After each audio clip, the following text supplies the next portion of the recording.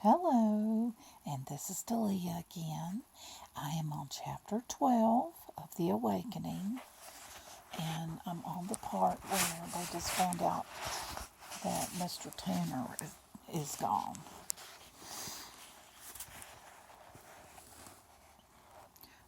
Elena heard the screams. They were shrill and sustained and unlike any other sound in the haunted house, and she knew at once that they were no joke. Everything after that was a nightmare. Reaching the Druid room at a run, she saw a table, but not the one prepared for visitors. Bonnie was screaming and Meredith holding her shoulders. 3 young boys were trying to get out of the curtain exit, and 2 bouncers were looking in, blocking their way. Mr. Tanner was lying on the stone altar, sprawled out, and his face. "He's dead," Bonnie was sobbing, the screams turning into words. "Oh, God, the blood's real, and he's dead. I touched him, Elena, and he's dead. He's really dead." People were coming into the room. Someone else began screaming, and it spread, and then everyone was trying to get out, pushing each other in panic, knocking into other people. "Get the lights on," Elena shouted, and heard the shout taken up by others. "Meredith, quick, get to a phone in the gym and call an ambulance. Call the police. Get those lights on." And when the lights snapped on, Elena looked around, but she could see no adults, no one entitled to take charge of the situation.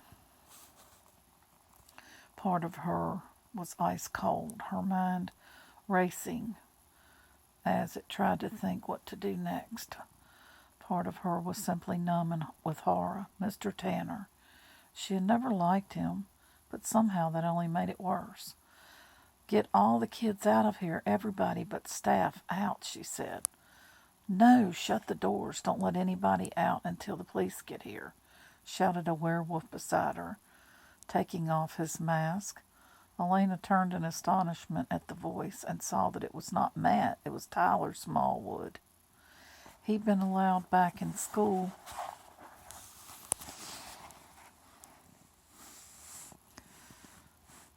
only this week, and his face was still discolored from the beating he had taken at Stefan's hands. But his voice had the ring of authority, and Elena saw the bouncers close the exit door.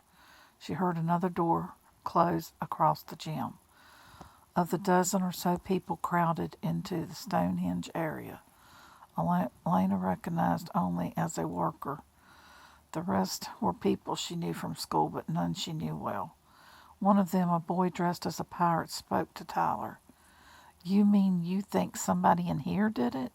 "Somebody in here did it, all right," said Tyler. There was a queer excited sound to his voice, as if he were almost enjoying this. He gestured to the pool of blood on the rock. "That's still liquid. It can't have happened too long ago. And look at the way his throat's cut. The killer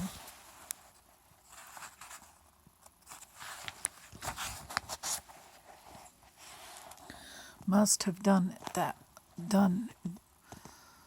the killer must have done it with that." He pointed to the sacrificial knife. "Then the killer might be here right now," whispered a girl in a kimono. "And it's not hard to guess who it is," said Tyler. "Somebody who hated Tanner, who was always getting in arguments with him. Somebody who was arguing with him earlier tonight. I saw it." "So you were the werewolf in this room?" thought Elena dazedly. "But what were you doing here in the first place? You're not on staff." "Somebody who has a history of violence," Tyler was continuing, his lips drawing back from his teeth. "Somebody who, for all we know, is a psychopath who came to Fell's church just to kill." "Tyler, what are you talking about?" Elena's dazed feeling had burst like a bubble. Furious, she stepped toward the tall, husky boy. "You're crazy." He gestured at her window, looking at her. He gestured at her without looking at her. So says the girlfriend, but maybe she's a little prejudiced. And maybe you're a little prejudiced, Tyler, said a voice from behind the crowd.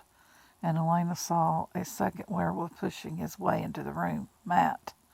Oh, yeah. Well, you didn't tell. Well, you don't. Oh, yeah. Well, why don't you tell us what you know about Salvatore? Where does he come from? Where's his family, and where'd he get all that money? Tyler turned to address the rest of the crowd. Who knows anything about him? People were shaking their heads. Elena could see in face after face distress blossoming. The distress of anything unknown, anything different, and Stefan was different. He was the stranger in their midst, and just now they needed an scapegoat.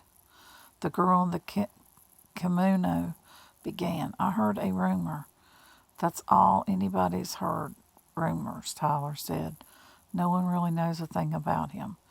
But there's one thing I do know.